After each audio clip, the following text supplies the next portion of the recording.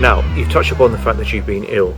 Um, you're well known as a referee, but you also became well known because you contracted cancer, and I think it's fair to say that the whole game rallied behind you, got behind you. You've great news that you've got through. You're in remission. You're looking very healthy. Perhaps you could talk a little bit about that, because I bet that put things in perspective.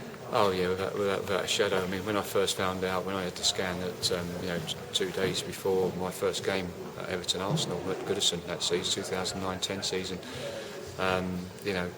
Tim Millage, who saved my life from the Christie, I've got a lot to thank for.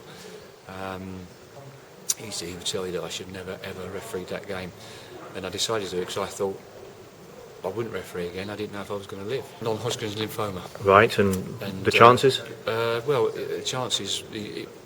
Before I had the operation, it didn't seem to be a problem. But once I had the operation to remove the tumour, that's when they found the more problems. Yeah. And that's when I was told I had to go and have extensive chemotherapy and radiotherapy. But before that, you heard the news. You went and refereed at Goodison. Was that a good idea?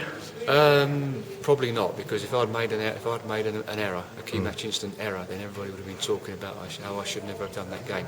And in hindsight, I shouldn't. I wasn't well enough. I looked ill, but if that was going to be my last game, I wanted to be there at Goodison, because it's a special place for me, Goodison. The irony is that for a man who's been habitually abused every weekend for 20 years by thousands and thousands of fans, and quite a few footballers, although they shake your hand at the end, the sport really got behind you, didn't it?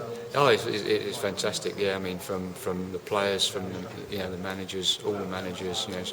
Special thanks to Sir Alex and Jose Mourinho and Sam Allardyce and Owen Cole, those sort of people. Roberto Martinez, Brendan Rodgers have all been fantastic to me, and readily supported the charities I raise money for.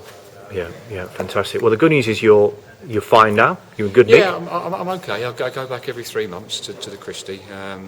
Obviously, I've still had a problem over the last 3 years.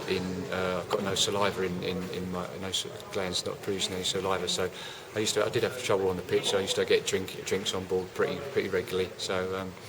But now, I'm okay. Yeah, and the good news as well is that it does mean that there is absolutely life after cancer, even physically. Of course there is. I mean, obviously, I'm caring for my wife at the moment because she's got leukemia. Right. So she's battling leukemia. So she takes a cancer drug, Live It 400 every day of her life to keep her alive. But so, you like you say, you've got to put life into perspective.